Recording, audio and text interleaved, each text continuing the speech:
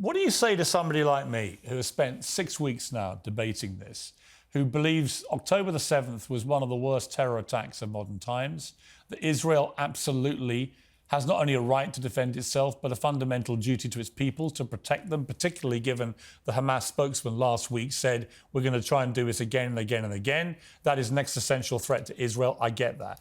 I believe Hamas has to be removed. It cannot be removed peacefully.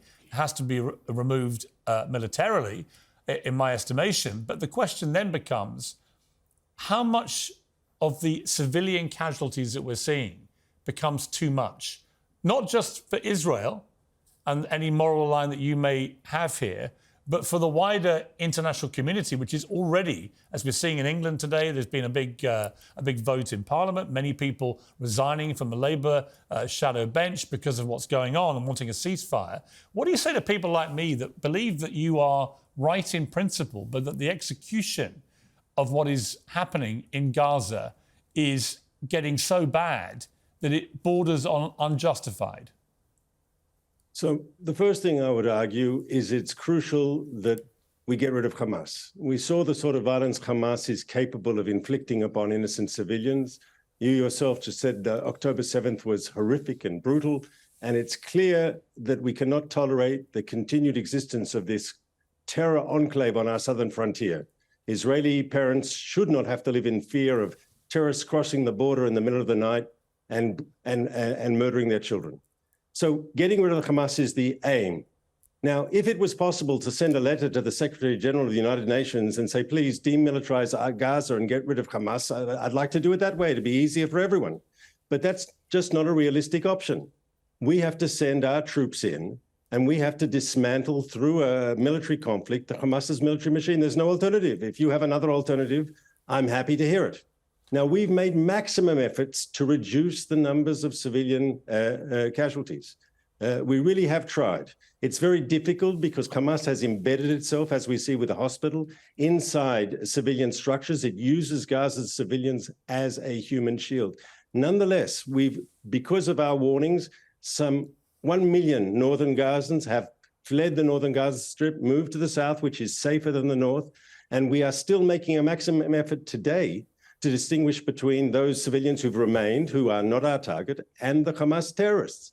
But Piers, you've been around. You know that there hasn't been a war in modern history where civilians haven't been caught up in crossfire. No, that is true. Here's what I would say to that. Here's what I would say. I heard Jeremy Bowen, the BBC's Middle East editor today, saying he hasn't seen devastation of the kind that's happened in Gaza, which he's now witnessed, since Aleppo, after the Russians had been in. And that was apocalyptic. And I guess my question for you is, you've persuaded 1 million Gazans to head south. What are they coming back to? Everything that they had is being disintegrated. It's just being vaporized. There's nothing left for these people to come back to, is there? I agree. And it's clear that when this is over, Gaza will have to become demilitarized, de-radicalized, and rebuilt. And ultimately, though I know it's very difficult for the civilian population of Gaza who are going through what is a traumatic experience, they're going through a war. It's not easy, I understand that. But ultimately, when this is over, it will be better for them too. What has 16 years of Hamas rule brought the people of Gaza? Bloodshed, suffering, impoverishment. Hamas has nothing to show for its time in government except for those bad things. The people of Gaza also deserve better than the current dictatorial terrorist regime that has ruled them.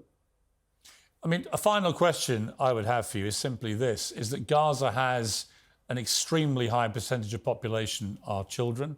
These scenes of thousands of kids and babies being killed on an hourly basis are obviously horrific.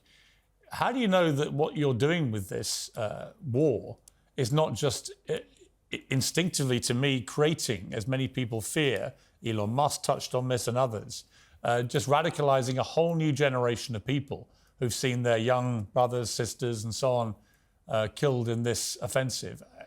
Do you not worry that you're just creating a whole new problem down the line of a newly radicalized Gaza?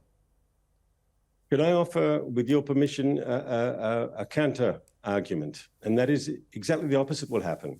That the people of Gaza will see that the path of violence and terrorism and brutality that is Hamas will be totally discredited.